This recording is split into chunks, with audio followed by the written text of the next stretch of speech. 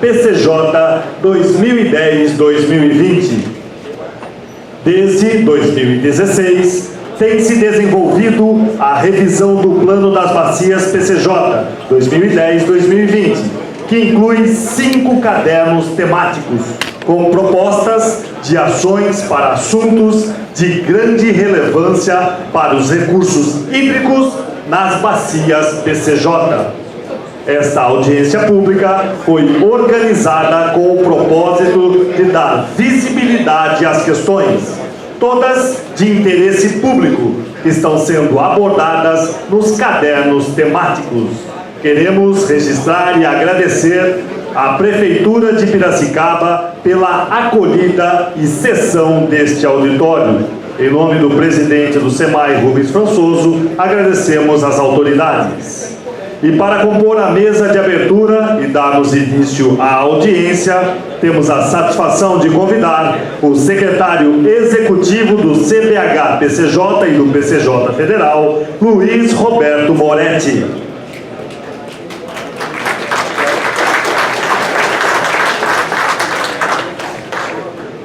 O secretário executivo adjunto do CBH-PCJ, André Luiz Sanches Navarro.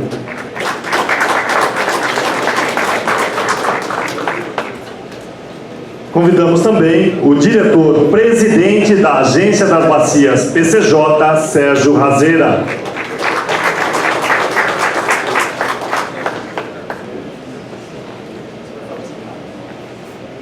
Podem tomar assento, por gentileza. Com a palavra, o secretário executivo do CBH, PCJ e PCJ Federal, Luiz Roberto Moretti. Alô. Senhoras e senhores, muito bom dia. Agradeço a presença de todos e quero deixar registrado que, conforme edital desta audiência, os comitês PCJ, o paulista, o estadual, mineiro e o federal, convocaram, então, no âmbito da revisão do plano das bacias dos rios Piracicaba, Capivari e Jundiaí, 2010-2020, que está sendo sua execução conduzida pelo consórcio Profil Engenharia e Ambiente Limitada e Rama Consultoria, Pesquisa e Treinamento, todos vocês para participarem desta audiência, onde nós queremos ouvir as manifestações da sociedade em geral a respeito dos trabalhos que foram até então desenvolvidos, das propostas que foram até então pensadas para essa revisão do plano de bacias. Quero, na sequência, passar para o secretário. Peço desculpas para vocês, eu vou procurar falar o mesmo, sei que eu estou com um certo problema na fala, na garganta, etc., então está meio complicado. Então eu vou passar a palavra para o secretário executivo adjunto, o senhor André Navarro, para fazer algumas considerações preliminares e também dizer que o presidente Barjas ele deverá comparecer em breve aqui. Teve um contratempo nesse momento, não pôde estar aqui na abertura. Obrigado, Moretti. Bom dia a todos. Gostaria de fazer umas considerações iniciais em relação à formalidade da audiência pública, né?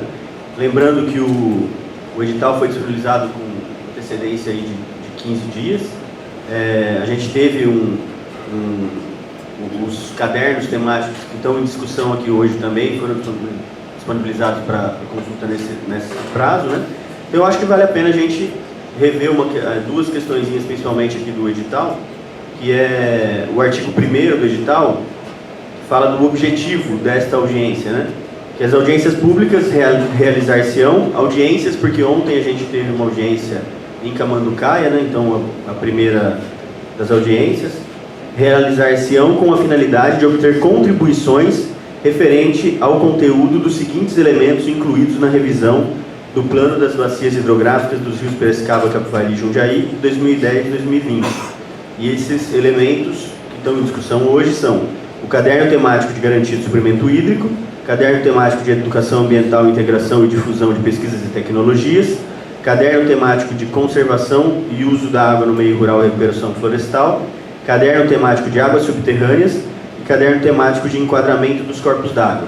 Então, como uma audiência, o objetivo hoje é ouvir, receber contribuições sobre esses documentos. Também em relação à formalidade da audiência, a gente vai ter um momento após as apresentações técnicas sobre os cadernos, que vão ser realizadas pela equipe da Profil Rama, pelo Sr. Sidney. Teremos as manifestações orais para as quais muitos dos senhores e senhoras se inscreveram, né? Então, a regulamentação disso no edital, artigo 3º, poderão participar com manifestação oral de até 3 minutos, quaisquer indivíduos, desde que se atenham aos assuntos de interesse geral, no material discriminado dos incisos 1 a 6º, que são os cadernos temáticos, do artigo 1º desse edital, e previamente se inscrevam, respeitada a ordem de inscrição, a categoria ou natureza da intervenção e a limitação do tempo, conforme disciplinado no presente edital. Então, a gente tem na programação um tempo de 2 horas e 35 minutos para as manifestações orais. Quem não se inscreveu ainda, tiver interesse em se inscrever para fazer uma manifestação oral, pode fazê-lo até o término das apresentações técnicas que serão feitas pela equipe Profil Rama. E acredito que essas questões a gente tem também, e ao final quem vai conduzir essas manifestações orais, onde vai ser a mesa, e ao final a própria mesa vai encerrar os trabalhos.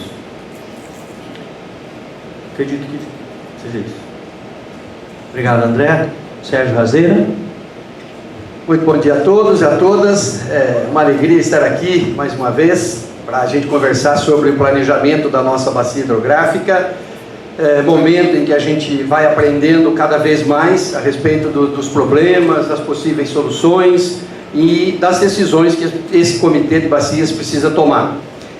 Eu queria só, depois de 3 anos de trabalho, intensos trabalhos, muitas informações, dizer que todas essas informações produzidas estão à disposição de todos lá no site, site específico para o plano de bacias, dizer que foram anos, meses de trabalhos intensos.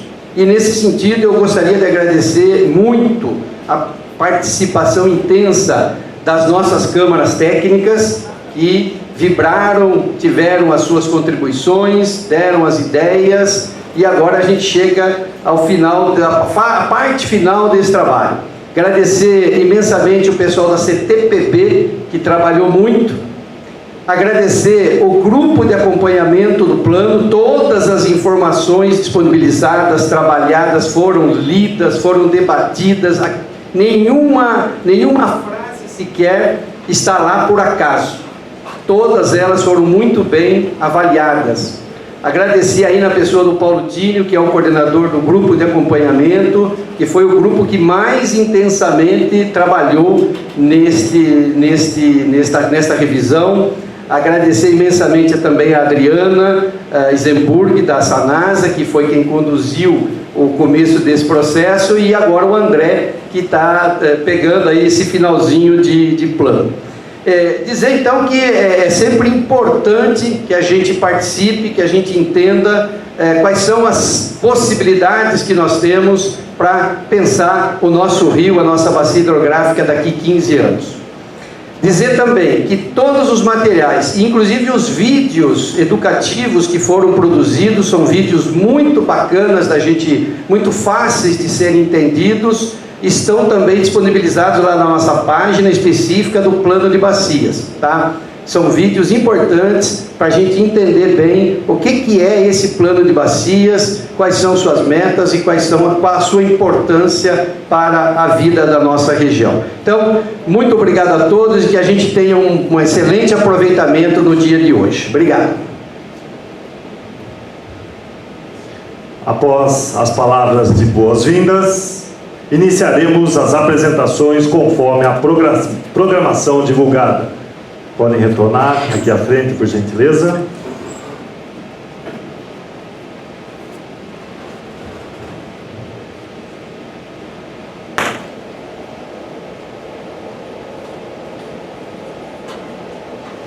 E nesse momento, é com grande satisfação que passamos a palavra ao Sidney Agra, do consórcio Profil Rama, que proferirá a apresentação dos cadernos temáticos. Bom dia a todos. Bom dia a todos. Dizer da satisfação de chegar em mais essa etapa do processo de elaboração do plano das bacias PCJ, né? Estamos na reta final aí, até de desenvolvimento dos produtos. Essas duas consultas públicas, a de ontem na Porção Mineira, em Camanducaia, e a de hoje, são momentos bastante importantes para a gente se aproximar aí de um plano que, de fato, reflita as necessidades, as prioridades e os anseios da sociedade desta bacia. Como foi apresentado, eu sou Sidney Agra, sou da Profil Engenharia, que em consórcio com a Rama vem desenvolvendo os trabalhos de elaboração do plano das bacias PCJ, os trabalhos que começaram em 2016, né, 3 anos já de trabalho, realmente trabalho bastante longo, intenso, né, com muita informação produzida e que chega nessa fase, então, de consolidação desses 5 cadernos, né, e o dia de hoje é para isso. Eu estou acompanhado hoje do engenheiro Dante, ele é da Rama, né, e trabalhou junto conosco, né, nessa etapa dos cadernos, principalmente no que se refere ao caderno de garantia do suprimento hídrico e o caderno de água subterrânea, e também com a engenheira Paula, né, que é da Profil Engenharia, trabalha comigo e vem trabalhando no apoio à coordenação desde o início desse projeto, né, e nessa fase dos cadernos, com uma dedicação maior ao caderno de enquadramento, mas fazendo também um apoio ao caderno de educação ambiental e de conservação dos rurais e recuperação florestal, que são os 5 cadernos desta etapa, né, de desenvolvimento do plano PCJ. Então, a apresentação de hoje, a gente vai fazer um rápido contexto do processo de elaboração do plano, né, na sequência, apresentar o plano de ações dos cadernos temáticos, né, o dia de hoje a gente não vai se debruçar sobre todo o conteúdo do caderno, a gente vai estar focado nas ações que estão propostas em cada um deles, né, nos programas, nos eixos, mas vai ver ali também os principais temas e condicionantes para que a gente saiba do que o caderno trata, né, e na sequência então os eixos, programas e orçamento, né, para cada caderno, que é o nosso objeto de consulta, de audiência nesse dia. São 5 cadernos, né, como já foi lido no início desta audiência pública. Então, esse contexto, o trabalho vem sendo desenvolvido ao longo dessas 5 etapas, né? São 6, mas são 5, mas 2 aqui vão em paralelo, então a gente costuma falar em 4 etapas. Houve uma etapa preliminar, que foi exatamente a que aconteceu em 2016, né? Exatamente por essa época, né? Foi no final de outubro de 2016, o GT Acompanhamento aprovou o plano de trabalho que rege então todo o processo de elaboração do plano. Depois, ao longo do ano de 2017, indo até abril de 2018, a gente desenvolveu essa etapa 1, que culminou então com a aprovação de um plano revisado para as bacias PCJ, né, um diagnóstico, prognóstico e programa de ações. Em abril, a plenária do Comitê PCJ aprovou então esse documento e estamos desde então trabalhando nessas etapas 2 e 3, onde se constroem esses 5 cadernos temáticos. E agora, já em 2019, iniciamos essa etapa final, ainda um pouco em paralelo com as etapas 2 e 3, onde se desenvolvem mais 3 produtos, sendo um deles um recorte do plano para a Porção Mineira da bacia, que também foi objeto de consulta na audiência pública de ontem. Então, nós estamos aqui nessa etapa dos cadernos temáticos, ainda que alguns produtos dessa etapa final tenham sido antecipados para essa. Esses são os 6, né, documentos que estão disponibilizados no site, né? Então, um caderno temático relativo a águas subterrâneas, um caderno temático relativo à conservação e uso da água no meio rural e recuperação florestal, um caderno que a gente chama simplificadamente de educação ambiental, mas que trata de educação ambiental, integração, difusão de pesquisas e tecnologia, o caderno de enquadramento dos corpos d'água, o caderno de garantia de suprimento hídrico. E ainda, não necessariamente é objeto de consulta hoje, mas está à disposição e foi discutido bastante ontem na audiência que tivemos em Camanducaia, um caderno específico que é o plano diretor da porção mineira da bacia, né, a Unidade de Planejamento e Gestão de Recursos Hídricos, PJ1. Então, esses 6 documentos estão disponíveis no site do plano, né, e a gente vai poder conversar um pouco mais sobre eles.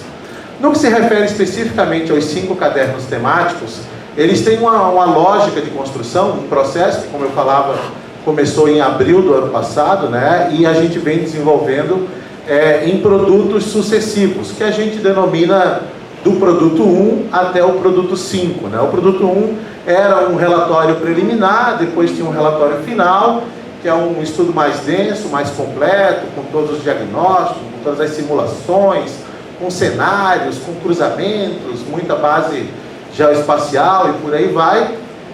Essa etapa foi encerrada em junho desse ano, e aí entramos nessa etapa da minuta do caderno, e aí tivemos em agosto uma reunião chamada Intercâmaras, né, com representantes de todas as câmaras técnicas dos comitês PCJ. As contribuições desse evento sobre esse produto 3 viraram então, ou possibilitaram a construção do que a gente chama produto 4, que é a versão preliminar do caderno, que é o que está em discussão no dia de hoje, para que a gente possa incorporar a esse P4, né, as contribuições dessa audiência, e que isso finalmente vire o que a gente chama de P5, que é a versão final dos cadernos. Então, amanhã, já amanhã, o GT Acompanhamento tem reunião agendada, que vai consolidar as contribuições da audiência de ontem, da audiência de hoje, mais aquelas que chegaram pela internet, enquanto o processo de consulta também ficou aberto online lá, onde, né, as pessoas também podiam mandar suas contribuições, e tudo isso vai ser consolidado amanhã para que a gente tenha o parecer de avaliação do P4 e a consequente encaminhamento das sugestões de alterações e aprimoramentos para que a gente tenha a versão final do caderno. Então, importante lembrar isso aqui, porque vira e mexe a gente fala, porque lá no P2 ou lá no P4, e aí é bom saber que são versões sucessivas desses cadernos aí. Estamos aqui, né, no P4, é o documento que está em discussão. Cada caderno, né, todos os cadernos têm o mesmo sumário, né, o mesmo macro sumário, assim, para que eles de fato pareçam, e que são de verdade, peças de um mesmo conjunto, né, que é o plano. Então são 5 documentos, todos eles têm uma introdução, todos eles têm uma síntese dos condicionantes, todos eles têm a metodologia que foi usada para fazer a priorização de ações, que foi uma atividade específica, inclusive, daquela reunião intercâmaras que eu mencionei antes, as diretrizes estratégicas para aquele tema, a estrutura do plano e as fontes de financiamento e, finalmente, o plano de ações. Na reunião de hoje, na audiência de hoje, a gente vai se focar nessa síntese dos condicionantes, para que a gente perceba quais os temas que são tratados em cada um dos cadernos, e também no plano que está proposto, né? Esse plano de ações tem essa estrutura, né? Cada caderno tem, de novo, a mesma estrutura. Então há um conjunto de eixos temáticos nas quais os programas e ações foram estruturados, né, com seus objetivos, com suas justificativas, e a lista dos programas, que por sua vez também são detalhados, com objetivos, justificativas, custos e cronograma. E uma lista de ações que por sua vez tem um grau maior de detalhamento, onde a gente vai mostrar os parceiros, as metas, os indicadores, as formas de articulação com o Plano Estadual de Recursos Hídricos, tanto paulista como mineiro, com o Plano Nacional, enfim, com outros instrumentos de planejamento, para que a gente possa entender e encontrar caminhos para a implementação dessas ações. Hoje a gente vai ficar nesse nível de detalhamento, né, pelo grande número de ações, mas os documentos ficaram disponibilizados online todo esse tempo, só para fins de garantir o tempo da apresentação, que a gente vai se concentrar nos programas. Dito tudo isso, a gente passa para a apresentação de cada um deles, que agora foi uma introdução, digamos assim. Agora eu vou passar por cada um dos 5 cadernos, começando pelo caderno de enquadramento. Do que esse caderno de enquadramento trata? Então ele tem esses seguintes aspectos aí. São estudos relacionados à qualidade das águas, dos recursos hídricos superficiais. O caderno de enquadramento trata apenas de águas superficiais, né? Esses estudos são baseados no monitoramento disponível para as bacias PCJ, né? Tem uma ampla rede de monitoramento, com bastante informação coletada e tratada ao longo da história.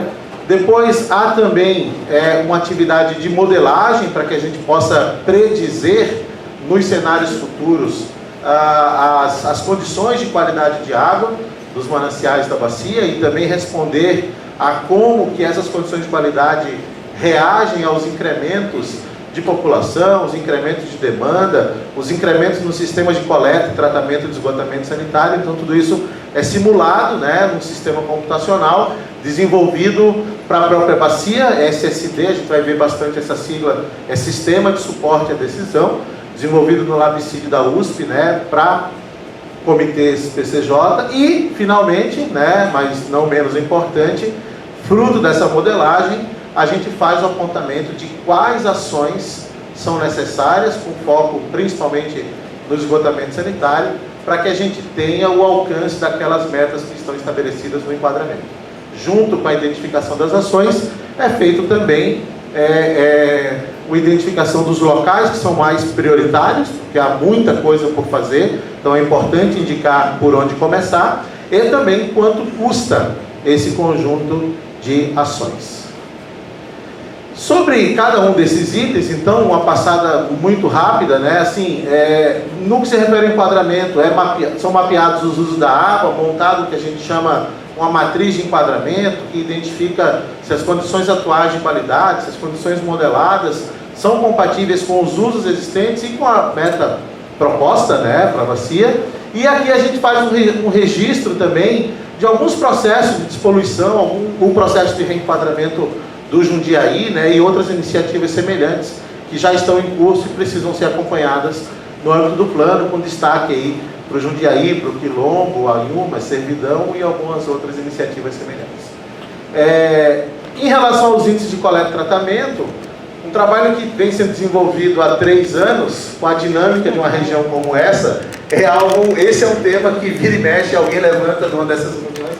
Ah, mas agora meu município não é mais assim, meu município aconteceu uma coisa nova, inaugurou mais uma estação e por aí vai. Então a gente tinha uma primeira leitura lá de 2017, né? Nós visitamos todos os municípios da bacia, visitamos as companhias de saneamento de todos os municípios, os prestadores de serviço, a própria prefeitura, né? Ou a Sabesp, a Copasa, para que a gente tivesse um diagnóstico muito preciso das condições de coleta e tratamento de esgotos. Depois, quando a gente começou os cadernos, já em 2018, percebeu a necessidade de atualizar isso, porque a dinâmica é muito intensa. E aí, quando já estava desenvolvendo os cadernos avançados, percebeu que continuava mudando. E aí a gente montou uma outra estratégia e a gente trabalha com um conceito de que o nosso hoje, entre aspas, é 2020. Né? Então, assim, o ano zero do plano é 2020. E a gente fez uma nova consulta a todos os municípios perguntando, cara, me conta tudo que vai estar pronto até 2020. E essa vai ser a nossa condição de partida, né? Porque senão, o tempo todo alguém tinha alguma novidade para incluir nos diagnósticos que tinham datas pretéritas. Então, cenário consolidado 2020 é um conceito muito importante para entender o que a gente fez. Avaliamos as metas do plano anterior e isso gerou os subsídios necessários, as simulações matemáticas que foram feitas.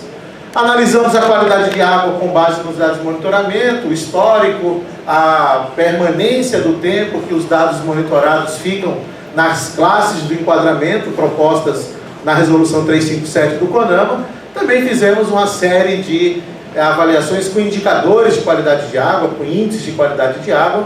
Né? Aqui eu vou destacar o ICE, que no Brasil a gente chama de Índice de Conformidade ao Enquadramento, que é um índice que mede quão próximo das metas, né, quão atendendo às metas nós estamos. Então, e ele é um índice importante para isso, né, e tem destaque aqui também. Estudamos alguns barramentos de destaque, né? Essa bacia tem tido essa característica, né, de alguns barramentos já com sérios problemas relacionados à qualidade de água, com risco de eutrofização. Então foi feito um estudo específico para os barramentos como Salto Grande e também para os próximos empreendimentos, né, Pedreira, Duas Pontes e Piraí, para que já se planeje, né, de modo a evitar que cenários semelhantes se repitam. E propomos formas de articular a gestão do entorno desses reservatórios com as metas estabelecidas no processo de enquadramento. Fizemos então as simulações com a SSD, são 7 cenários, são 7 alternativas de cenários futuros, incrementando coleta e tratamento para cada um dos parâmetros que são estudados, e fizemos os estudos, né, de tecnologias que alcançavam índices de eficiência e remoção que são necessários para o alcance das metas de enquadramento, orçamos essas ações e apontamos os desafios e as dificuldades de cada uma das tecnologias que foram propostas. Tudo isso está disponível no documento que está lá no site, né? Trabalhamos nesse conceito das prioridades, né? Ou seja, tem que fazer tratamento terciário em 70 municípios, né? Mas por onde começa, então, a ideia foi apontar municípios, por exemplo, que estão a montante de balneários e dar a eles prioridade na remoção de coliformes, né? Já que esse é um indicador importante para a balneabilidade. Municípios que estão a montante de reservatórios foram então priorizados para a remoção de fósforo pelos riscos de eutrofização. Municípios que estão a montante de captações foram priorizados para a remoção de nitrogênio, a montante de reservatórios também, né, também pelos riscos relativos à eutrofização. Então, foi um critério que foi usado de proximidade locacional, né, para que a gente mostre onde é prioritário começar as intervenções.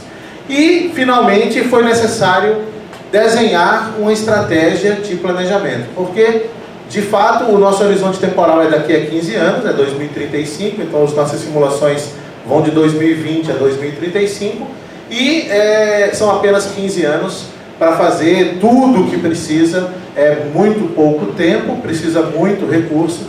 Então a gente fez um segundo cenário, que a gente está chamando de cenário planejamento 2035, com aquilo que é mais efetivo, mais viável de acontecer no horizonte de 15 anos, né? Isso repercute significativamente nos orçamentos que foram propostos. Então, ficou um pouco longo do enquadramento, para a gente ter uma ideia do panorama como um todo, mas nos outros a gente tenta ganhar um pouco desse tempo aqui. Esse é o mapa, então, do enquadramento, né? Os trechos em verde são trechos enquadrados em classe 2, os trechos em laranja, como a gente percebe aqui, e no Rio Jundiaí, são trechos enquadrados em classe 3, e esses pequenos trechos em vermelho, né, são os trechos enquadrados em classe 4, né, que fazem parte daquelas estratégias de despoluição que eu já tinha mostrado.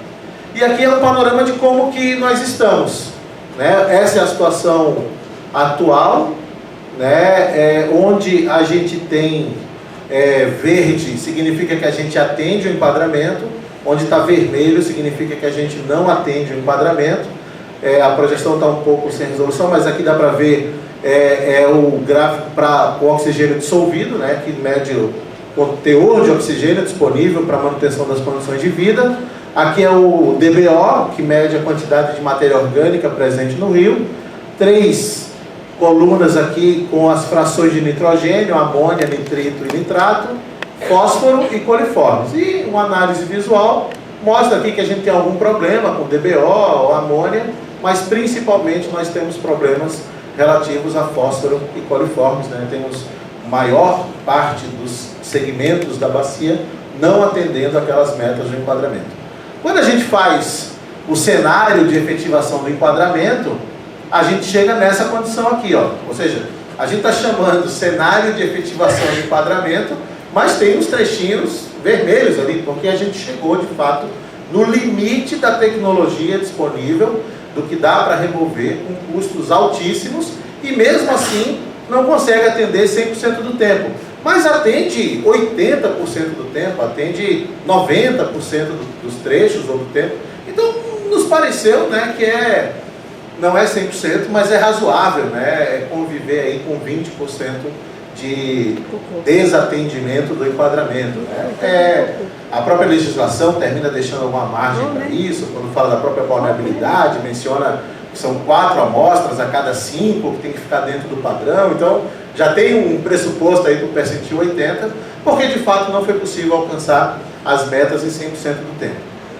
Só que esse cenário aqui, quando a gente fez as contas, custa 16 bilhões de reais.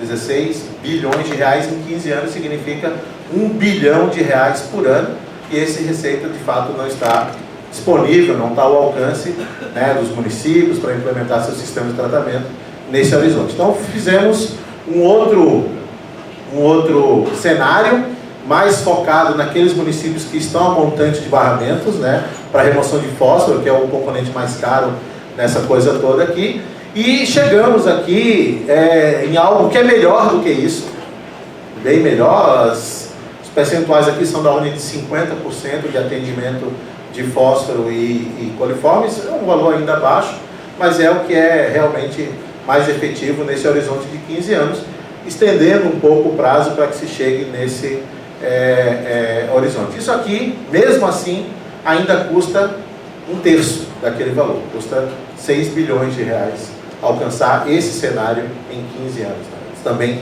são investimentos de grande porte. Como é que essa estratégia, então, de remover foi montada do ponto de vista de ações, de programas, de eixos temáticos? Então, são 5 eixos, com 12 programas e 36 ações. Um eixo temático 1 que versa da universalização da coleta e tratamento de esgoto. O eixo temático 2 é o tal do tratamento terciário, aqui isso que a gente estava discutindo. O eixo temático 3 diz respeito a cargas poluidoras de origem difusa. O eixo temático 4 fala de capacitação. E o eixo temático 5 fala de aprimoramento dos instrumentos de gestão. Vou passar muito rapidamente por cada um deles.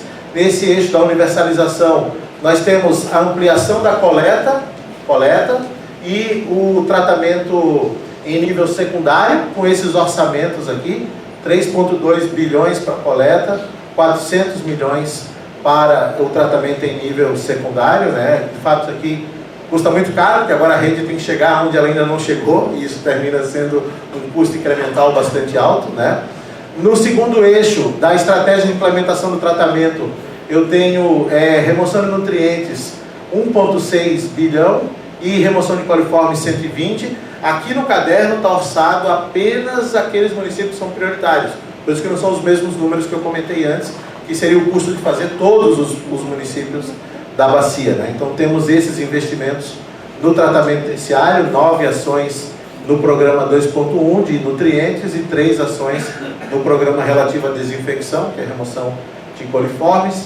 No eixo temático 3 é aquela questão relativa à carga difusa, então eu tenho algumas ações num programa de estudos que custa 2 milhões e 100 mil e 5 ações para fazer alguns projetos piloto, algumas intervenções propriamente ditas que custam mais 29 milhões de reais arredondando. Uma ação específica, um eixo específico para capacitação, porque operar essas ETs no nível que está sendo proposto, né, de eficiência, vai exigir muita capacitação dos operadores, então tem uma capacitação específica prevista para isso, custa 5 milhões de reais em 15 anos, né? Em 15 anos, são ações continuadas, né? E alguns aprimoramentos que se fazem necessários nos instrumentos de gestão para que eles possam melhor conversar com as diretrizes do enquadramento. Então, para cada um deles está proposto aí algum estudo, alguns aprimoramentos. Então, 160 mil reais no estudo de cobrança, 600 mil reais de aprimoramentos naquele SSD, que é o nosso sistema de simulação, monitoramento, 105 mil reais, enquadramento, a continuidade de alguns estudos para reservatórios, por exemplo, que ainda não estão sendo discutidos, 600 mil reais, e uma articulação com os municípios que a gente não orçou, que é o trabalho de dia a dia, né, de conversar, de pactuar as metas. Aqui a gente tem então, para ilustrar, né, uma distribuição desses orçamentos por eixos, né? São dois gráficos, porque a escala muda muito, né? Aqui está falando de bilhões e aqui está falando de milhões. Se botar no mesmo gráfico fica muito achatado. O orçamento total do caderno de enquadramento, 5,5 bilhões de reais. O segundo caderno, uma pausa para a água aqui, é o caderno de conservação, usos da água no meio rural e recuperação florestal. Caderno que foi acompanhado pela Câmara Técnica de Recursos Naturais e pela CT Rural, dos comitês PCJ. Tem muito da contribuição deles, também da área ambiental da agência, nesse documento, né? O que é que ele versa? Ele versa sobre proteção de mananciais, conservação e recuperação florestal. Ele também trata de aspectos relativos aos usos da água no meio urbano, no meio rural, conservação de solo e água, boas práticas do uso da água na agricultura, e ele também trata de saneamento de áreas rurais. Vejam a abrangência desse caderno. Ele trata de aspectos relacionados à conservação, ao uso agrícola e ao saneamento de áreas rurais. Então, de fato, ele é dos 5 cadernos que a gente fez, esse é o que tem um espectro mais amplo, né? Um leque mais amplo de ações, né? De iniciativas. Então, ele trata do reconhecimento, né? De áreas sujeitas à restrição de uso para a proteção de recursos hídricos. Ele trata de conservação e recuperação de nascentes, de matas ciliares e de áreas de recarga de aquífero. Ele trata dos usos da água no meio rural. Ele gera subsídios para um futuro zoneamento hidroagrícola da bacia, mostrando quais culturas são mais propícias em cada localidade, em cada porção do território, em cada subbacia.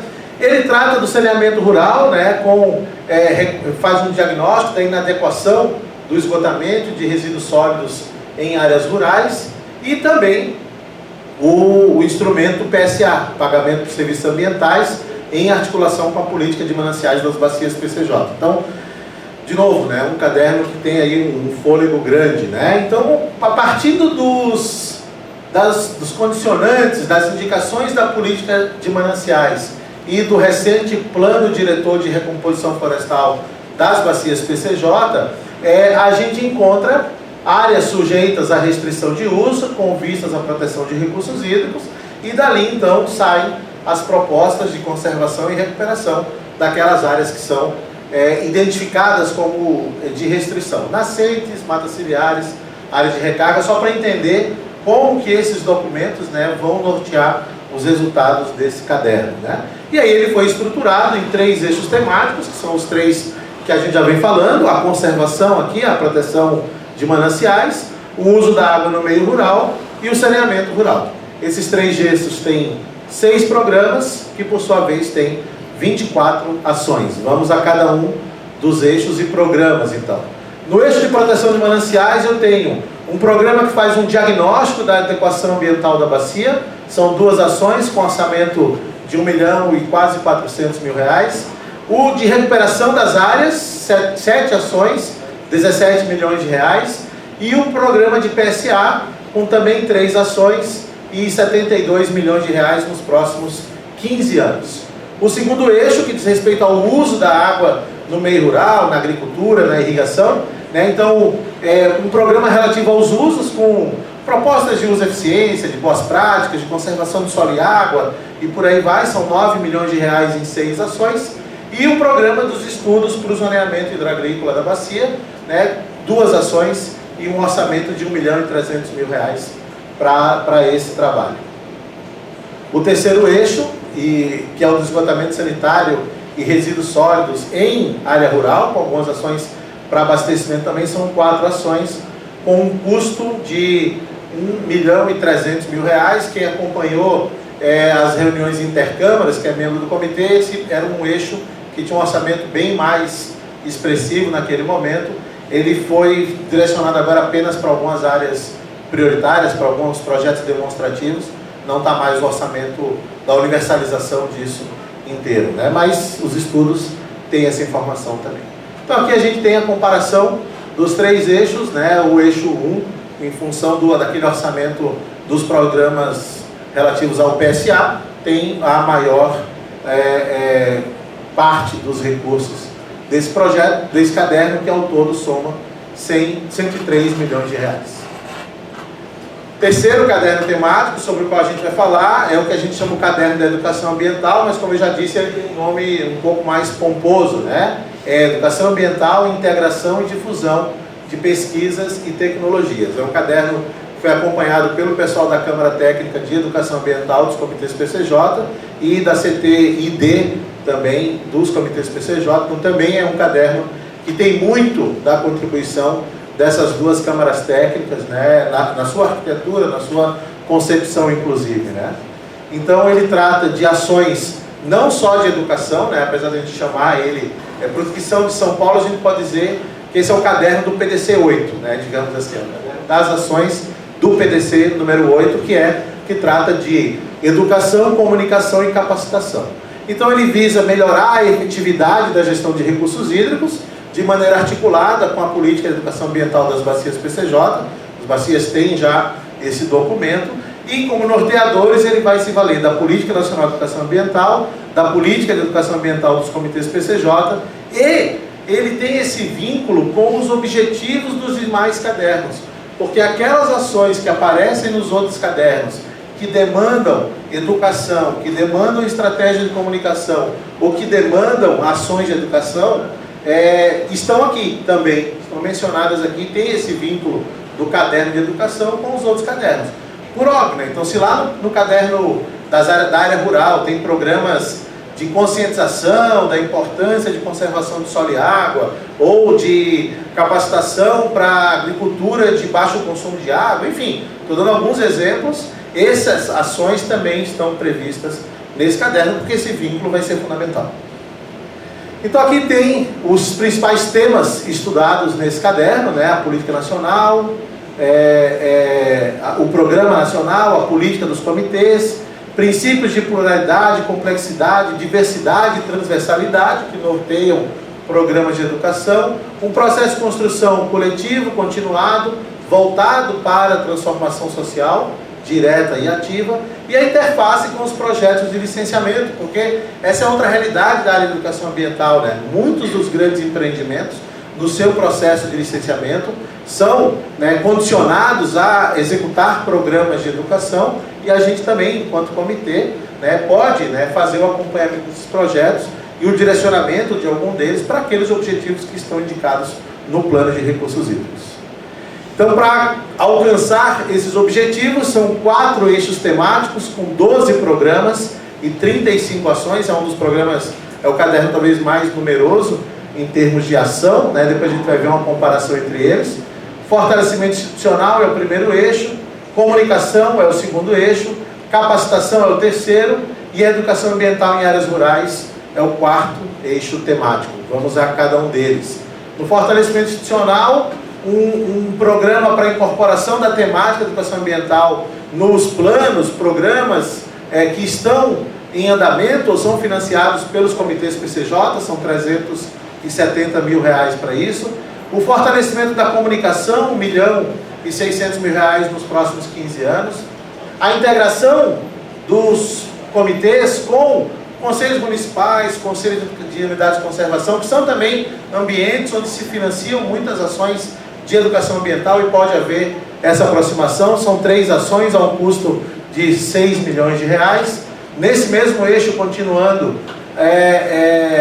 a incorporação da política de educação dos comitês nos planos municipais, nos programas municipais de educação, 700 mil reais em 2 ações.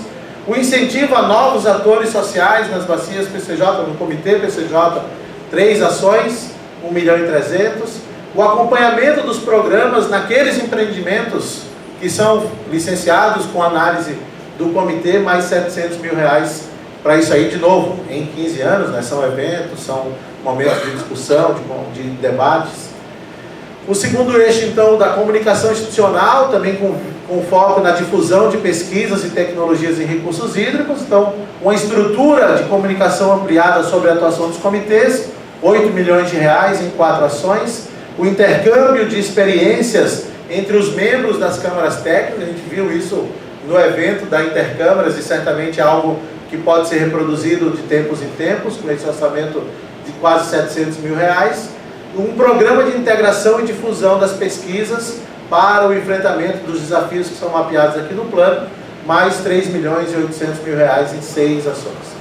O terceiro eixo temático é aquele das ações relativas à capacitação, né? Muitas das coisas que já estão sendo mapeadas como necessidades, né, de formar atores sociais para a realidade das bacias, R$3,5 milhões em 4 ações, e finalmente aquelas ações de educação ambiental em áreas rurais, com foco na recuperação de áreas protegidas, são a formação e divulgação de informações e a realização das ações. Então, R$2,1 milhões aqui, R$3,7 milhões aqui. Ao todo, então, a gente tem, neste terceiro caderno, que é o caderno de educação ambiental, cerca de R$33 milhões, com destaque aí para os 2 primeiros eixos.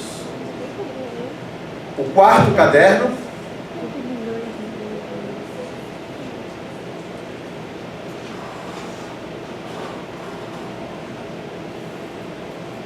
é o caderno de garantia de suprimento hídrico. Estou correndo tanto, mas eu estou bem dentro do meu tempo, né? Não preciso correr tanto, né? Também não pode relaxar, né? Senão está. Garantia de suprimento hídrico, então, é o quarto caderno. Ele trata, então, de questões relativas à segurança hídrica, reservação e adutoras regionais, como a estratégia de segurança hídrica propriamente dito. Uma segunda linha, a gente pode chamar assim, de gestão de demanda, talvez, né? De reuso da água, redução e controle de perdas e uso racional da água. E uma terceira linha, né, de temas um pouco mais amplos, né, difusos, digamos assim, de mudanças climáticas, controle de cheias com ações em drenagem urbana e modelagem de cenários futuros do ponto de vista de disponibilidade hídrica. Então, é um caderno de garantia de suprimento muito focado no ambiente urbano, digamos assim, na garantia de água para os sistemas de abastecimento, na área industrial com reuso, porque os aspectos relativos à irrigação foram tratados naquele caderno de usos rurais. Havia toda uma questão ali relativa ao uso da água na irrigação, ainda que as demandas sejam computadas na íntegra, né? Mas o foco da intervenção é mais urbano e industrial, digamos assim, nesse caderno. O que é que foi feito, então, ao longo dos estudos desse caderno? Né? Aqui a gente usou uma série de ferramentas de modelagem para calcular o saldo hídrico, né? Ou seja, qual a vazão remanescente nas bacias, nos cursos d'água das bacias PCJ após as retiradas e lançamentos, né? Verificamos os déficits nos sistemas de abastecimento. Então, usando aquele mesmo modelo que a gente usou no caderno de enquadramento, o SSD, na verdade, é uma modelagem integrada dos aspectos quantitativos e qualitativos. A gente pode observar em cada captação de cada município, né, qual é a situação do ponto de vista do déficit hídrico, e de novo a gente está falando de água superficial, né, o último caderno a gente fala de aspectos relativos à água subterrânea. Também fizemos simulação, né, da regra de operação do SAR e do sistema Cantareira, né, duas importantes infraestruturas hídricas, uma existente e outra em projeto, né? Então também foram considerados essas duas variáveis nos estudos. Aquela estudo das criticidades, né? Então a gente, as ACs que a gente chama aqui, cada mini bacia, né? Então cada uma delas é identificada do ponto de vista da sua criticidade, né? Também são identificados problemas que são mais locais, que precisam achar a sua alternativa de abastecimento por município, mas também a identificação de problemas de abrangência mais regional, né? Algumas medidas complementares que têm a ver com aquele último eixo lá, né? Das questões relativas à drenagem, a usos insignificantes, a mudanças climáticas, a determinação de pegada hídrica, enfim, tem uma série de outros temas que também estão previstos no escopo deste caderno de garantia de suprimento hídrico. Foi feito também um estudo de cenários, né, que identifica aí várias possibilidades de implantação de infraestrutura, e isso foi simulado então para os cenários 2020, 2025, 2030 e 2035, para diversas condições de disponibilidade hídrica, né, variando população, demanda industrial, lançamento de esgoto, os grandes barramentos, né, sendo simulados conjuntamente, o próprio sistema Cantareira e os empreendimentos previstos, como Pedreira, Duas Pontes e o Piraí. Pequenos barramentos de abastecimento dos municípios foram considerados para tentar representar também esse volume que já está acumulado. As transposições e reversões de vazão que existem na bacia, operadas muitas vezes no próprio sistema de abastecimento, né, que quando capta no rio e lança no outro, né, mas também com o sistema adutor regional, alguns outros reservatórios, né, com suas transposições também, uma avaliação de perdas, de redução de perdas no abastecimento, como isso pode repercutir no balanço, reuso das águas, algumas alternativas de uso de água subterrânea, reduzindo demandas e pressões sobre os mananciais superficiais. Aqui tem só para que todos percebam como que isso foi conjugado, né?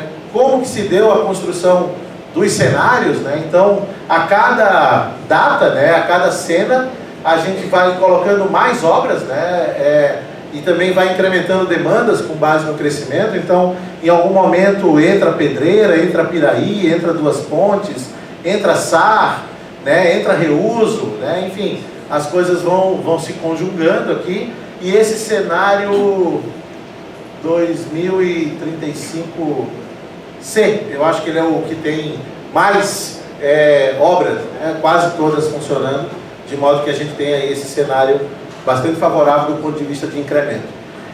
E para ter uma ideia de como que a gente representa, o resultado, esse mapa mostra o conjunto das bacias PCJ, cada pequeno polígono desse é uma mini bacia. Os tons vermelhos indicam redução do saldo hídrico naquela bacia nos próximos 15 anos, e os tons azuis representam o incremento do saldo hídrico naquelas bacias nos próximos 15 anos. Essa cena aqui, essa tela, é um cenário de não intervenção. Aqui nenhuma das obras que estão propostas aconteceram, né? Então realmente é um cenário muito vermelho. Onde é que ficou azul? Ficou azul em bacias que sofrem transposições do próprio sistema de abastecimento. Uma AET vai se instalar, a captação se dá na bacia A, mas o lançamento é na bacia B. A bacia B termina tendo um incremento no saldo hídrico por conta do esgoto, né, mesmo que tratado, que está sendo lançado ali. Mas de um modo geral, o que a gente percebe são tons vermelhos aqui indicando até 100% de redução. O que significa 100% de redução? Significa que a gente usa todo o saldo hídrico disponível naquele local. Esse outro cenário é um cenário com intervenções, com todas as intervenções, aquele cenário 2035C. E aí a gente percebe claramente, pelos locais que ficaram azuis, alguns efeitos, né? Por exemplo, as barragens, esses triângulozinhos aqui, ó, barragens de Pedreira e Duas Pontes. Aqui embaixo, a barragem do Piraí. Aqui, alguns incrementos decorrentes do sistema adutor regional que está simulado nesse traçado aqui, estão criando essas áreas azuis. E talvez o que chama mais atenção nesse mapa é que algumas áreas do Capivari e algumas áreas do Atibaia continuam vermelhas, indicando que as soluções que estão na mesa, as soluções que já estão estudadas, as soluções que estão em discussão, ainda não resolvem por completo os problemas relativos aos déficits no balanço hídrico. Então, o trabalho também recomenda estudar esses locais para identificar outras possíveis soluções para esses problemas. Toda essa estratégia, então, foi estruturada em 3 eixos temáticos, 12 programas e 28 ações. Um eixo temático de fortalecimento institucional, com planejamento e gestão de recursos hídricos. Um eixo temático 2 de projetos especiais de caráter regional. E um eixo temático 3 de questões relativas à articulação e fortalecimento, apoio aos municípios. Então, o primeiro eixo temático, um programa de aprimoramento e continuidade do monitoramento hidrológico, né? Essa é uma ação que não pode parar, são 18 milhões de reais nos próximos 15 anos. Um programa de redução de incerteza na disponibilidade hídrica, né? Ou seja, a gente precisa cada vez mais ter mais domínio sobre quanta água está disponível, e aí nesse programa se propõe a elaboração de um modelo de transformação chuva-vazão para as bacias PCJ, 2,5 milhões de reais para esse estudo. Está falhando ou é impressão minha? Tem outro? Será? tem vários.